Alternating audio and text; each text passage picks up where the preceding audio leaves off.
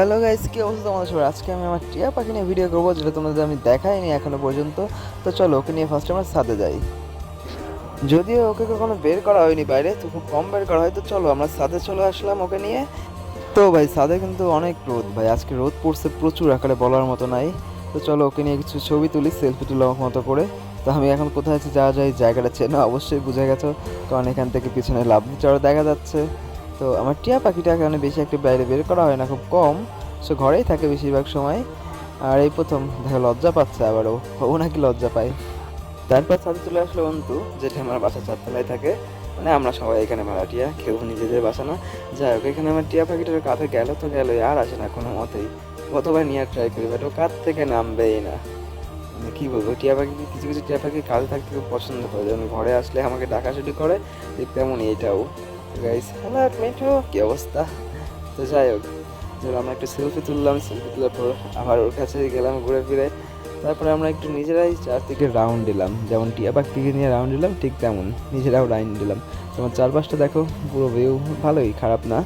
তো এই হচ্ছে লাভলি টাওয়ার। আর যারা কুষ্টিয়ায় থাকো তারা তো লাভলি টাওয়ার চেনো, ওই দেখো একটা পাখি উড়ে যাচ্ছে।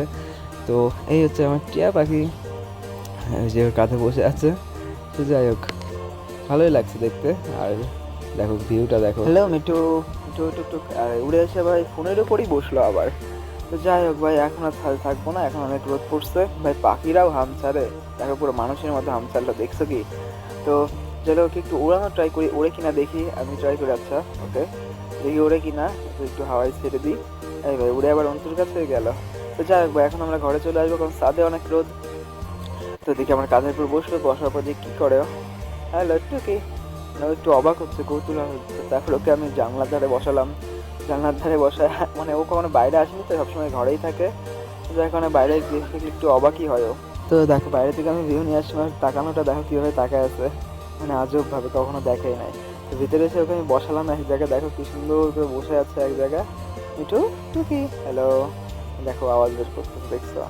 আচ্ছা এখন আমি ওকে হাতে নিব, দেখো কীভাবে চলে আসে, মানে একদম মানে ট্রেনিং এর টিয়ার মতোই কিছুটা কাছে চলে আসবে। দেখো ফার্স্ট নিতে গেলাম, ও ভাবছে কি করবে, বাট ও ঠিকই চলে আসবে কাছে। দেখো দেখো কীভাবে একদম পুরো কি সুন্দর করে কাছে চলে আসলো। তো চলো এবার একে একটু ছেড়ে দিই।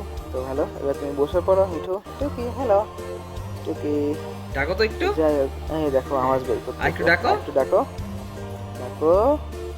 আচ্ছা ঠিক আছে, আর ডাকছে না। তো এখন ওকে বসাই দিলাম, দেখো বাদাম খায়ও কীভাবে, দেখো বাদাম দিলেই খেয়া শুরু করে দিবে, দেখছো? তো ভাই আজকের ব্লগটা এখানেই শেষ। তো আমার টিয়া পাখিটা কেমন লাগলো অবশ্যই কমেন্টে জানিও। ওকে দেখা হবে নতুন একটা ভিডিওতে। তো ভালো থেকো, বাই বাই। আর দেখো ছোট্টবেলার টিয়া।